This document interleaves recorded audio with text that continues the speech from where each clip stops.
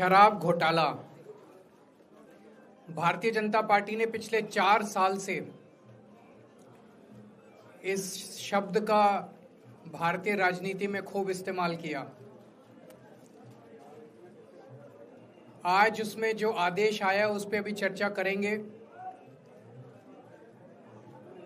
न्यायालय ने, हमारे जस्टिस सिस्टम ने इसमें एक बहुत ऐतिहासिक फैसला दिया है। इसके लिए मैं जुडिशरी का बहुत बहुत धन्यवाद करना चाहता हूं, जज साहब का बहुत बहुत धन्यवाद करना चाहता हूं। आज के इस माहौल में जब सारी संस्थाओं को, सारे अथॉरिटीज को डराया जा रहा है, धमकाया जा रहा है, ऐसे में इतना बड़ा न्याय करने के लिए जज साहब ने वाकई बहुत हिम्मत दिखाई है। मैं उन सभी वकील भाइयों का धन्यवाद करना चाहता हूं जिन्होंने एक एक कदम हम लोगों का साथ दिया, हमारी ये लड़ाई न्यायालय में लड़ी। मैं खासकर नाम लेना चाहता हूं, अभिषेक मनु सिंघवी साहब का धन्यवाद करता हूं, हरिहरन साहब का धन्यवाद करता हूं, रिबेका मैडम का धन्यवाद करता हूं, विक्रम चौधरी जी का, दयान कृष्णन जी का, रमेश गुप्ता जी का, शादान का, मोहित माथुर जी का, विवेक जैन, रजत, मोहम्मद इरशाद, करण, मुदित जैन, और भी कई नाम है, अगर मेरे से कुछ रह गए हो। बहुत सारे वकीलों ने हमारा साथ दिया, और उन सारे देश भर के लोगों का जिन्होंने पिछले 4 साल से जिस तरह से हमारे ऊपर अत्याचार किया जा रहा था, इतने कठिन समय में हम लोगों का साथ दिया, उनका धन्यवाद करना चाहता हूं।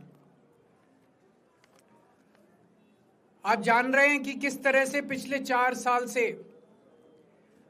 ईडी को, सीबीआई को, सारी संस्थाओं को इस्तेमाल करके हमारे ऊपर एक शराब घोटाला नाम का एक आरोप लगाया गया।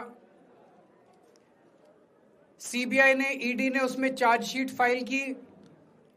आज कोर्ट को प्राइमा फेसी ये निर्णय लेना था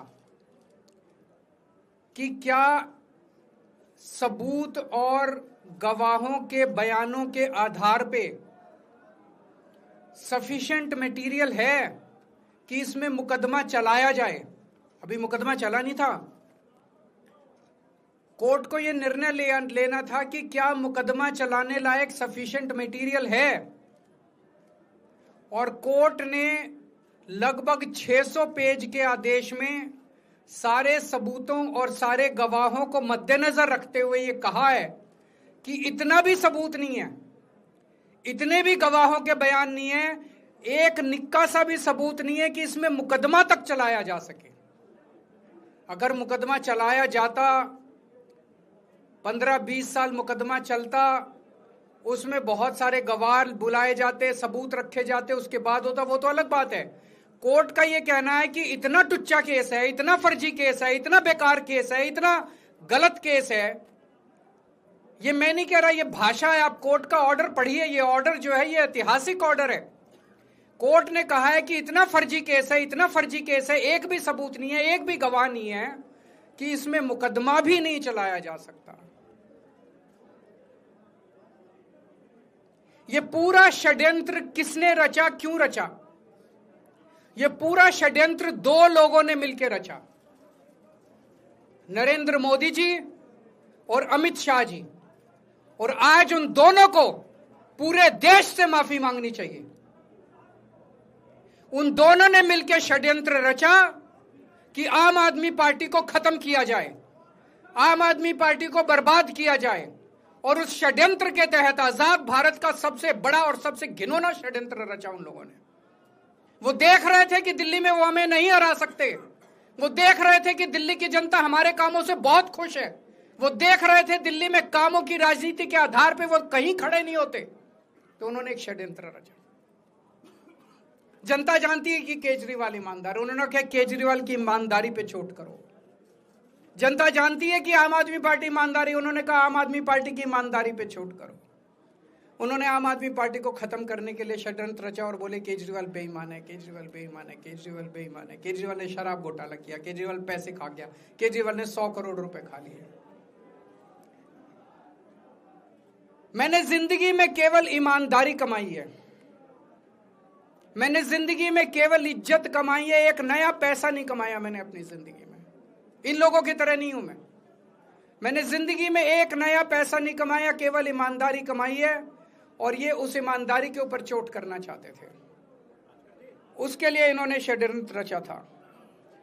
आज कोर्ट के ऑर्डर के बाद ये साबित हो गया देश के सामने, केजरीवाल कट्टर ईमानदार है, मनीष सिसोदिया कट्टर ईमानदार है, संजय सिंह कट्टर ईमानदार है, दुर्गेश कट्टर ईमानदार है, आम आदमी पार्टी कट्टर ईमानदारी है। हम नहीं कह रही है, कोर्ट ने सारे देश के सामने बोला है। कई लोग ये कहते हैं जेल से आने के बाद केजरीवाल चुप क्यों हो गया, केजरीवाल गायब हो गया, केजरीवाल कहां गया। मैं कोई नेता नहीं हूं, मैं कोई पॉलिटिशियन नहीं हूं। पॉलिटिशियन को फर्क नहीं पड़ता, उनको 4 गाली दे दो, मोटी चमड़ी होती है उनकी। मैंने जिंदगी में केवल ईमानदारी कमाई है। मेरे को जब कोई बेईमान बोलता है मुझे फर्क पड़ता है। मेरे को जब जेल भेजा जाता है, मेरे परिवार के ऊपर ताने मारे जाते हैं, मेरे को फर्क पड़ता है।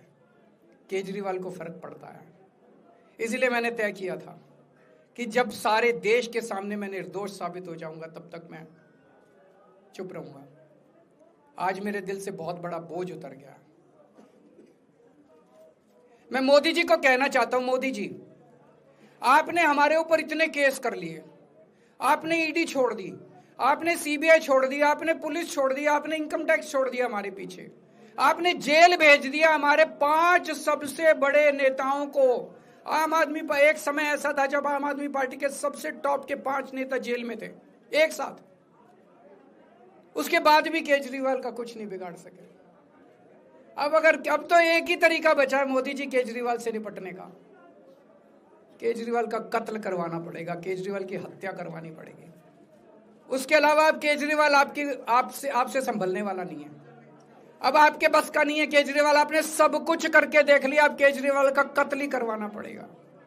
और एक तरीका है, मैं पहले भी बोल चुका, लेकिन वो मोदी जी के बस का नहीं है। मैंने 500 स्कूल बनवाए दिल्ली में, आप 5000 स्कूल बनाओ। मैंने दिल्ली की सड़कें अच्छी करी, आप पूरे देश की सड़कें ठीक कर दो, देखो केजरीवाल को कोई पूछेगा ही नहीं।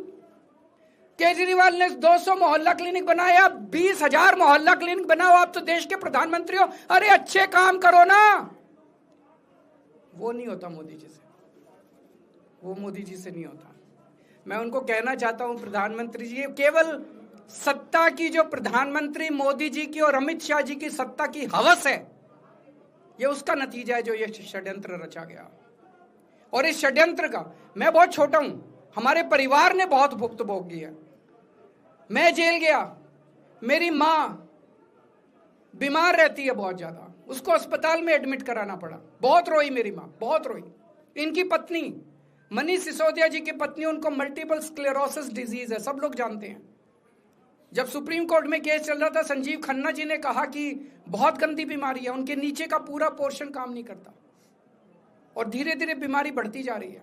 हमारे परिवार ने बहुत भुगता है, लेकिन वो इंपॉर्टेंट नहीं है, हम इंपॉर्टेंट नहीं है, हमारा परिवार भी इंपॉर्टेंट नहीं है।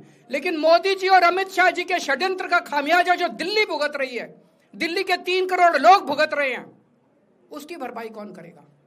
आज दिल्ली में कहीं चले जाओ, सारी सड़कें टूटी पड़ी हैं, अस्पतालों में दवाइयां मिलनी बंद हो गई हैं, मोहल्ला क्लिनिक बंद किए जा रहे हैं, स्कूलों का बुरा हाल हो रहा है।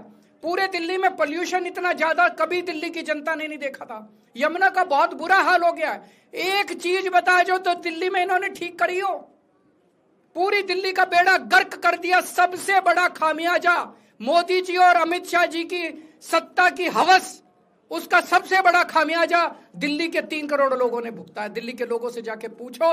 आज मैं चैलेंज करता हूं मोदी जी को, मोदी जी हिम्मत है दिल्ली में दोबारा चुनाव करा के दिखा दो, 10 से ज्यादा तुम्हारी सीट आ जाए मैं राजनीति छोड़ दूंगा, तुम्हारी 10 से ज्यादा सीट आ जाए मैं राजनीति छोड़ दूंगा। दिल्ली की जनता त्रस्त हो चुकी है तुम लोगों से।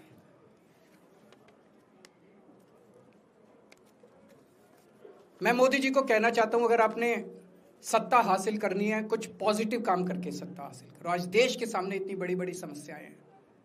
आज देश का युवा दुखी है, देश का व्यापारी दुखी है, देश का उद्योगपति दुखी है। आज अमेरिका हमें आंखें दिखा रहा है।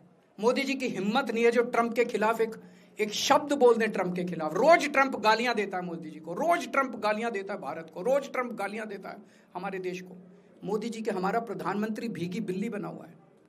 अरे देश संभालिए ना, आपको हमने देश चलाने को दिया था और आप केजरीवाल में उलझ गए, आप आम आदमी पार्टी में उलझ गए। पॉजिटिव काम करके सत्ता हासिल कीजिए, ये नेगेटिव काम करना बंद कीजिए। अगर आपके कोई एक दो प्रश्न है तो।